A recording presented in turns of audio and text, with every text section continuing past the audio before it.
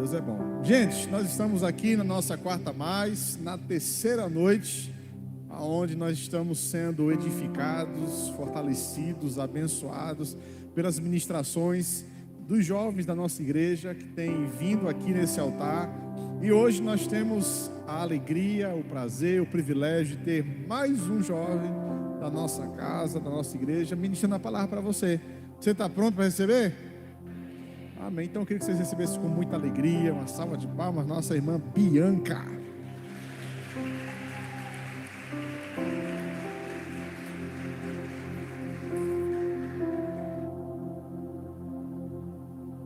É forte. Amém. Levante suas mãos para cá. Pai, em nome de Jesus, nós queremos te agradecer pela vida de Bianca, essa jovem que tem crescido na graça, no conhecimento, que tem o seu coração, ó Deus, apaixonado pela sua presença, apaixonado pelo Senhor, e o Senhor tem um grande propósito também na vida dela. Eu declaro que ela seja usada, Senhor, para cada um que está aqui nessa noite. Nós recebemos, abrimos o nosso coração para a boa e incorruptível semente da sua palavra, em nome de Jesus. Amém. Graça e paz, irmãos. Eu primeiro queria começar agradecendo pela oportunidade para o pastor e, em segundo lugar, para Deus, porque foi muito difícil esse tempo de organização da palavra até eu receber. Foi um tempo que eu passei por muita batalha espiritual, muita guerra, muitas madrugadas, mas Deus é bom, né? E eu queria pedir para que vocês abrissem o livro de Ageu, que é pós-sofonias, é bem pequenininho.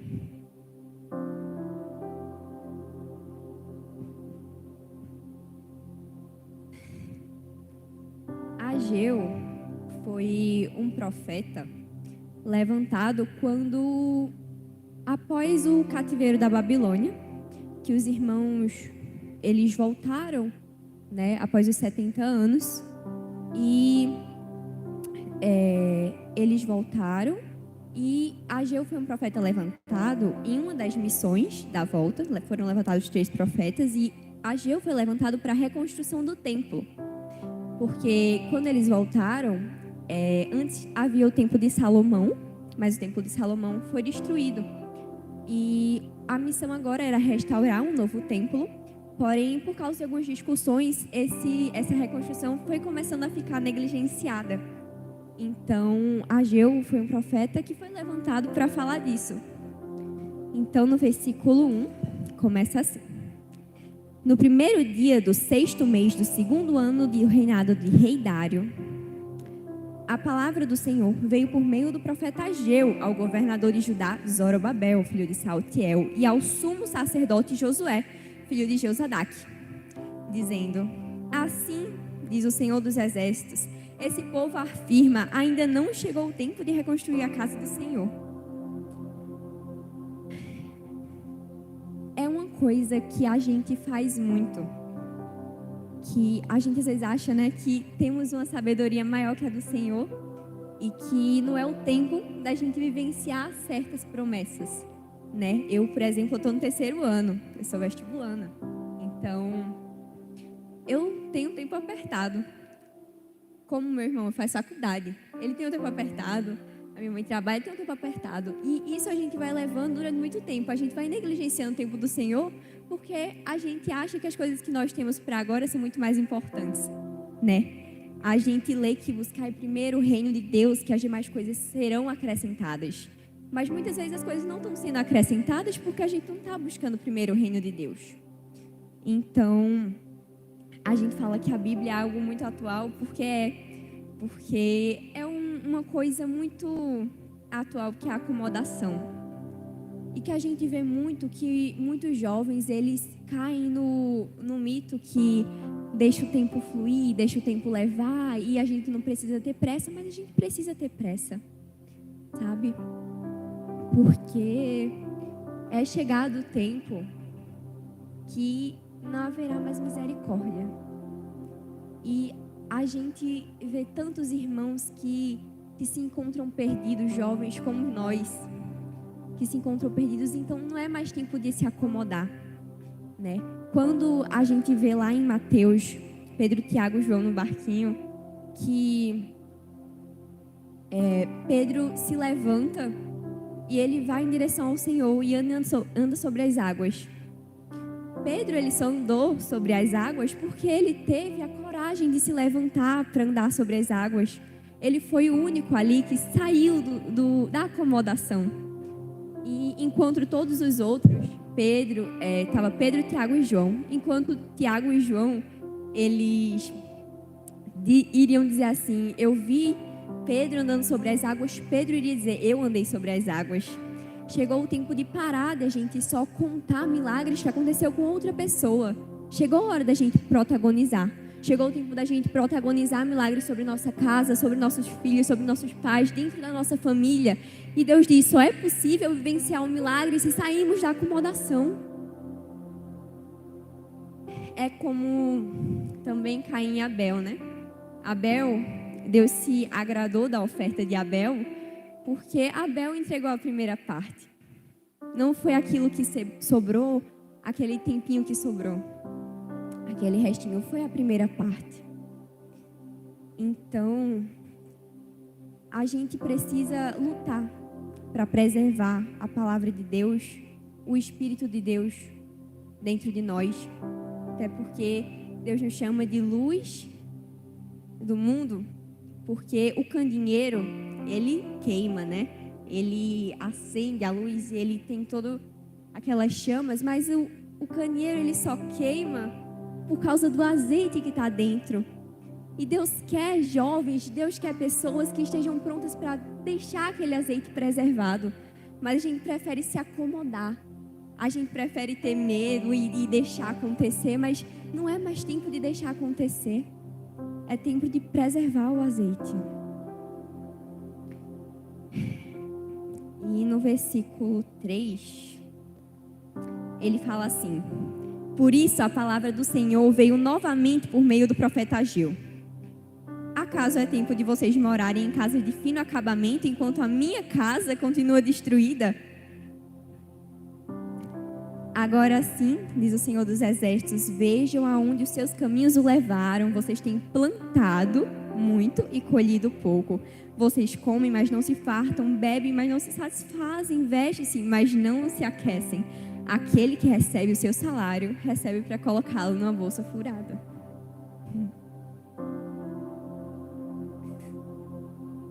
Nesse tempo da Bíblia, a única casa do Senhor, o único local de adoração onde eles tinham acesso era no templo. Aqui eles não queriam reconstruir o templo. E esse era o problema. Porém, muitas vezes hoje, depois que o véu foi rompido, né, depois que foi consumado, o templo passou a ser o nosso corpo. Mas muitas vezes agimos como o povo que estava aqui nesse tempo, que Ageu fala, porque a gente tem um acesso ao Senhor em muitos cantos. A gente tem acesso à nossa casa, na escola, onde estivermos a gente tem acesso. Mas mesmo assim, depois de passar pelo deserto, a gente ignora a presença de Deus.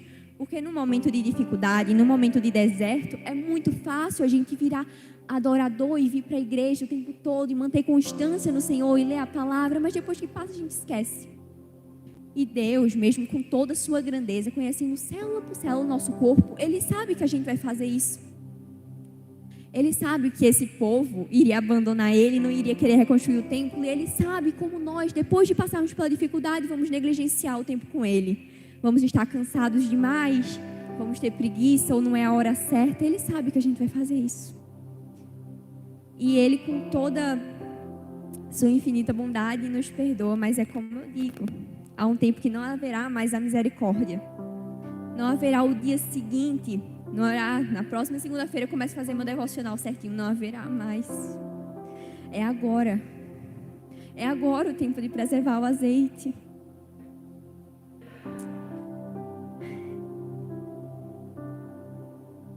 O temor é o princípio da sabedoria. E o que eu falo de muitos jovens é porque me dói muito. Me dói muito. Domingo, né? Teve uma festa grande em Limoeiro e assim ver tantos jovens né, perdidos assim nesse meio, nesse mundo, é muito difícil. E quando eu tinha 12 anos, 12, 13, eu fui diagnosticada, né, com uma suspeita de síndrome do ovário policístico. E eu comecei a me tratar. E quando, no início, metade do ano passado, eu já tinha 16 anos, eu fui diagnosticada com endometriose. E eu sentia muita dor, né? Por isso até que fiz o exame, eu sentia muita dor, eu comia, minha barriga inchava muito. E a endometriose é uma doença que ela não tem cura. Tem um tratamento que você tem que fazer por toda a sua vida. E era uma dor. A endometriose dá uma dor muito grande, né? E você tem que deixar de comer certas coisas, lactose e glúten, pelo resto da sua vida. E eu já estava na igreja, né, quando eu fui diagnosticada. E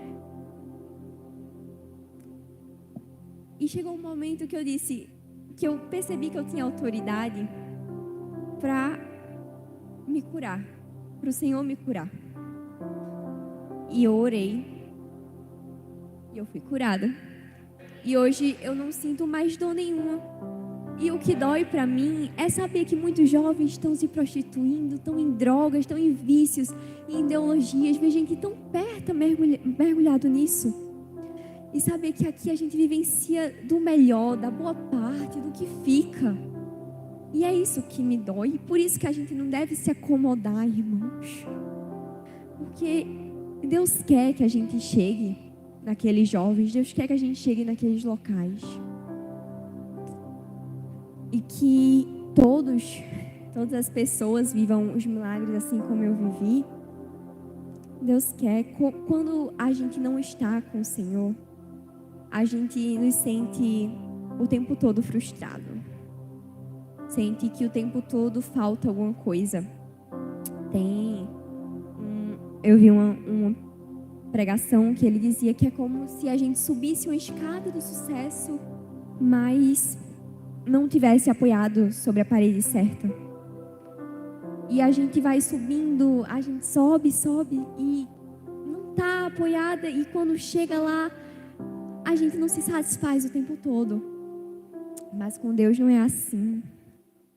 A gente tem em todas as áreas da nossa vida, a gente não é que tenha sucesso, mas a gente se satisfaz, a gente vê melhora. Então, quando a gente está com Deus, é muito diferente. A gente bebe, se satisfaz, veste, se aquece, e o nosso dinheiro, por consequência, é mais que o suficiente. Então, no versículo... Isso aqui é a consequência, né, que ele fala. E no versículo 7 fala assim: assim diz o Senhor dos Exércitos, vejam aonde os seus caminhos o levaram, suba ao monte para trazer madeira, construa um templo para que eu me alegre e nele seja glorificado, diz o Senhor. Vocês esperavam muito, mas eis que veio pouco, e o que vocês trouxeram para casa eu dissipei com um sopro. E por que fiz?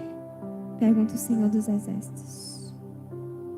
Por causa do meu templo, que ainda está destruído, então, enquanto cada um de vocês se ocupa com a sua própria casa. Por isso, por causa de vocês, o céu reteve o orvalho e a terra deixou de dar o fruto. Esse reter o orvalho é se eu não me engano, me corrija se estiver errada, é um termo que também é usado em Deuteronômio, que é o céu de cobre, não é? Que é por 2 pecados. Um deles é a desobediência. Então, a gente vê que esse povo foi um povo que sofreu muito. Mas o Senhor nunca abandonou eles, assim como nunca nos abandona. Mas ele foi um povo desobediente. Então, o céu reteve o orvalho. Outro pecado também é a idolatria, né? Que tem esse reter o orvalho. É o segundo pecado. E a gente, às vezes, não percebe, né, a nossa idolatria. Que muitas vezes a gente acha que é só por um Deus. mas a gente faz idolatria às vezes com coisas materiais, às vezes com pessoas, né? Às vezes em relacionamentos, a gente tem a idolatria e é como se o céu fosse de bronze, a gente ora e é como batesse e voltasse. Não realizasse, a gente não entende porque a promessa não está se cumprindo. Senhor Deus, que não me abandona, porque não está acontecendo. E pode ser essas duas coisas, a idolatria ou a desobediência. E é uma coisa que a gente vê muito nessa geração, na nossa geração também. Às vezes a gente faz mesmo sem perceber, né? A idolatria. No relacionamento, principalmente, como eu disse. Porque a gente quer o tempo todo estar com aquelas pessoas e vai negligenciando o tempo com o Senhor, que deve ser nossa prioridade o tempo todo. Então, no versículo 7, fala assim. Eu falei já, né? Por causa disso, o céu reteve o orvalho e deixou dar o fruto. Então, eu entendo que 2025 é um ano da gente viver a nossa promessa.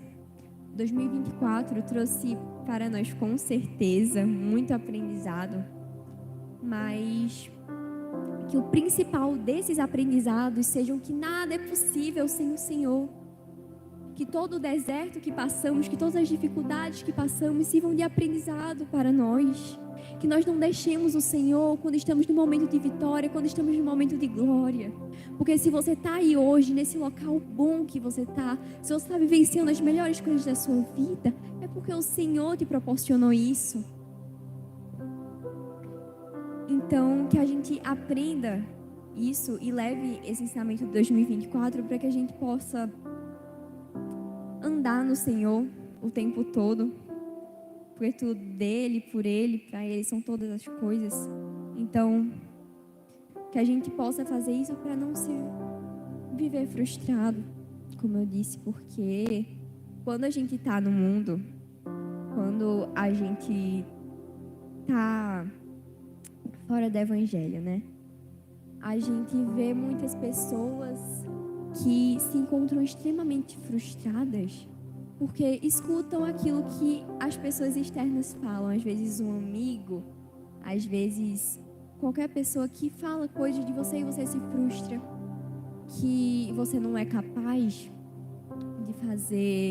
de fazer alguma coisa, capaz de superar alguma barreira, capaz de superar algum desafio. Mas o Senhor não te fala isso. O Senhor cuida de você como a menina dos seus olhos, como um rubi precioso. E é muito diferente de qualquer coisa que o mundo pode te oferecer. Muito diferente, então, que nessa noite a gente possa se arrepender e deixar o deserto de lado, mas mesmo assim aprender com tudo que passamos, que não possamos só deixar de lado e esquecer, mas aprender com essa situação, porque 2025 é o ano do vinho novo, o ano de renovo no Senhor. Então, para que a gente possa viver as melhores coisas da nossa vida e, como eu disse, protagonizar o milagre dentro da nossa casa, da nossa família, ver tudo diferente, ver uma casa que agora é edificada sobre a rocha, que vem turbulência, que vem ventania e nós não caímos, nós permanecemos firmes no Senhor, na sua promessa. Que possamos aprender com isso, que possamos levar para dentro da nossa casa, que não possamos simplesmente se acomodar e viver no que o mundo diz, mas que possamos passar agora a protagonizar os nossos milagres, viver a promessa que Deus tem para nós, que possamos ser a luz do mundo, que possamos preservar o azeite nas madrugadas, nos devocionais, que possamos evoluir nosso nível de oração, que possamos evoluir o nosso nível de conhecimento na palavra. Salomão diz em Provérbios que a vereda do justo é como a luz da alvorada. E quando ele diz isso, ele diz assim, porque que a alvorada, a luz do dia. Porque quando a gente está, por exemplo, no dia, a gente liga uma lanterna, a gente não vê a lanterna. Mas ele fala que a luz da alvorada, ela aparece mesmo durante a luz do dia. Então, ele fala isso e ele compara a vereda dos que estão em trevas, que eles andam e eles não veem onde tropeçam. Então, que possamos ser a luz da alvorada. E para as pessoas que ainda estão tropeçando, que nós possamos levar até a ela a boa nova.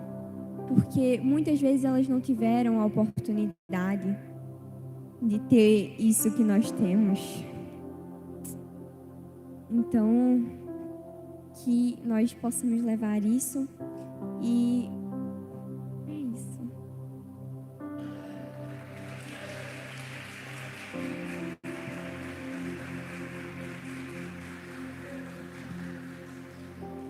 Amém.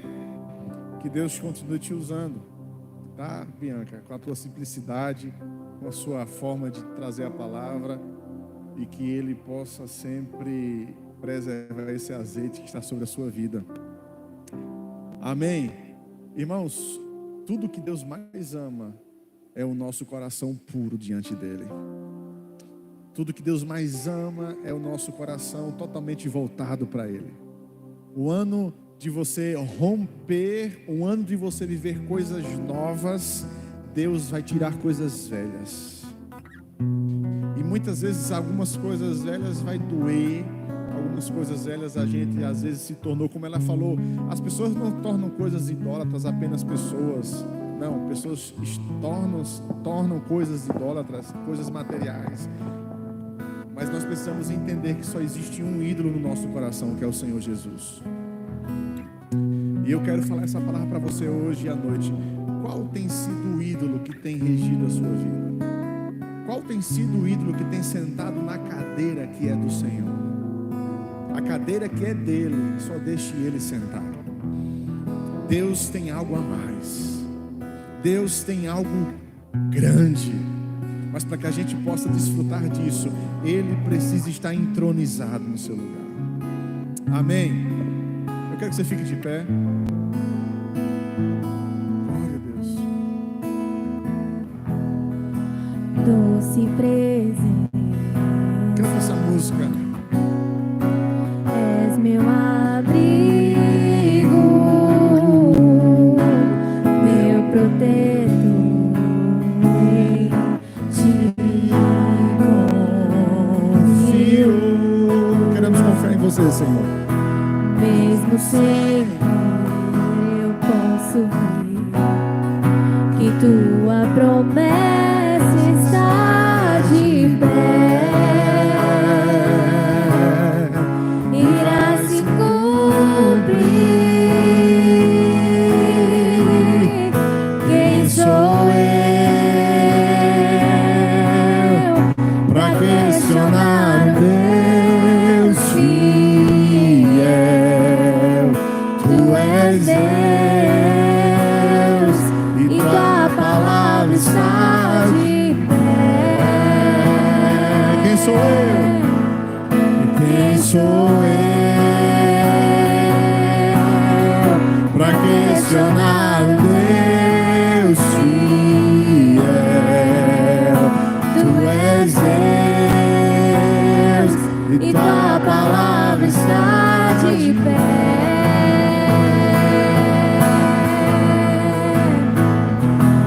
Aleluia. És minha âncora, Diga isso para Ele nessa noite. a minha Esperança em que minha fé firmada está. Eu não temerei, eu não temerei.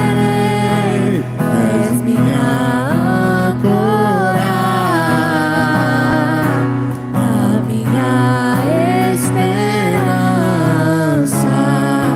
em que minha fé firmada está. Eu não temerei, eu não temerei. Nós não temeremos, Senhor. O Senhor é a nossa rocha, a nossa segurança, o nosso conforto. O Senhor é o nosso bem maior. Eu declaro, Senhor, cada um que está aqui nessa noite, se fortalecendo ainda mais no Senhor e na força do seu poder. Pai, nós Nós cremos na glória que o Senhor tem para manifestar, Senhor, sobre a vida daqueles que põem o seu coração no Senhor, que põem a sua confiança no Senhor. Nós declaramos nessa noite, ó Deus, que toda intervenção divina venha contra aquilo que está sendo preparado contra a nossa vida, para não rompermos, para não vivermos o sobrenatural. Pai, abre os nossos olhos, Pai, aguça os nossos ouvidos. Nós inclinamos o nosso coração, nós ouvimos a sua voz e nós declaramos que o Senhor é maior do que todas as coisas. Não há amor maior em nossa vida do que o Senhor. Nós te amamos, nós te reverenciamos e nós declaramos que nada irá nos levar para distante daquilo que o Senhor tem para nossas vidas.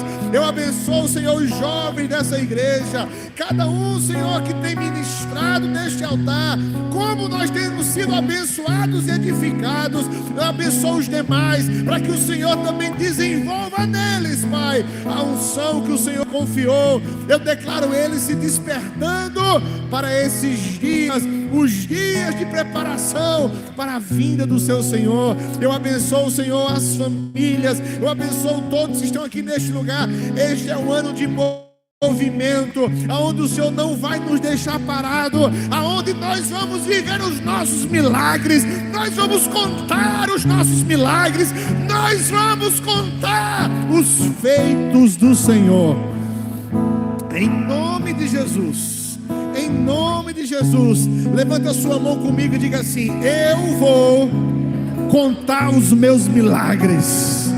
Diga: eu vou anunciar os meus milagres em Deus. Aleluia. És minha âncora. Diga: és minha âncora. aleluia. Minha esperança, em que minha fé firme está. Eu não temerei, eu não temerei. És minha âncora, a minha esperança,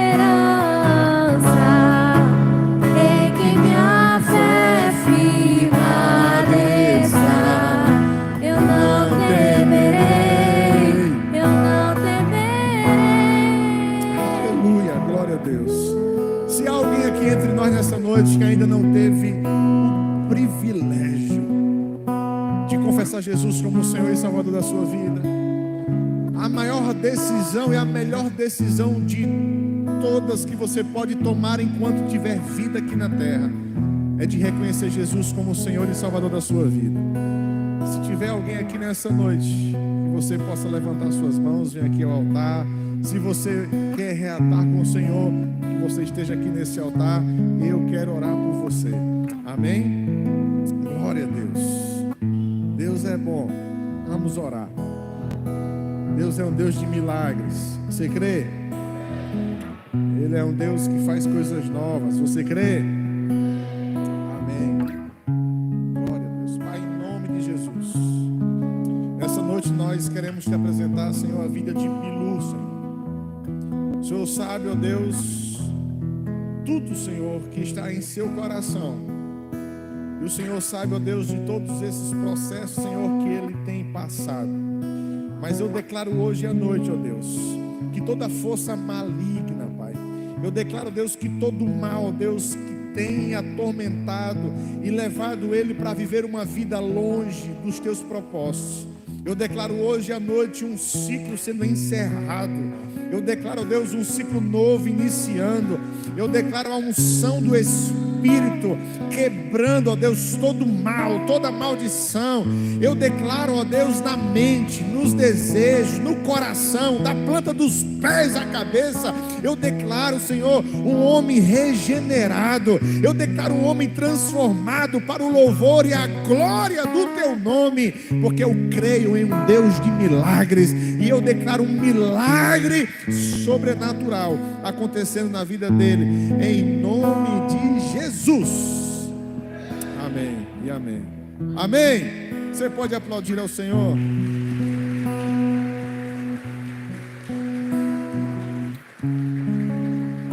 Glória a Deus.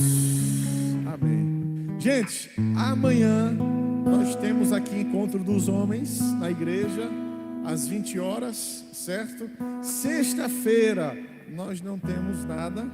Sábado temos encontro dos jovens aqui, e domingo nós temos o nosso culto de Santa Ceia.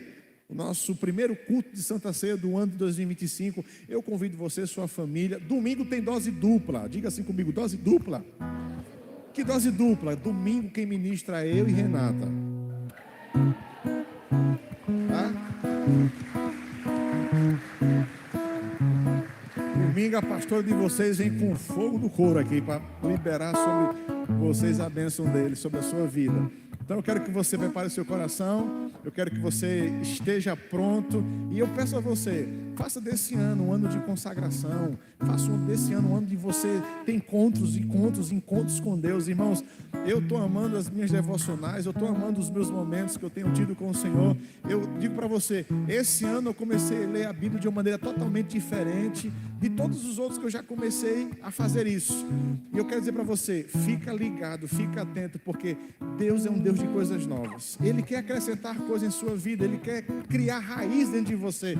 Deus não quer que você seja alguém ralo na palavra, quer que seja profundo, porque vem os ventos, vem os vendavais, mas você não vai ser atingido, você vai permanecer de pé, porque a sua vida está firmada na palavra que é o Senhor. Amém?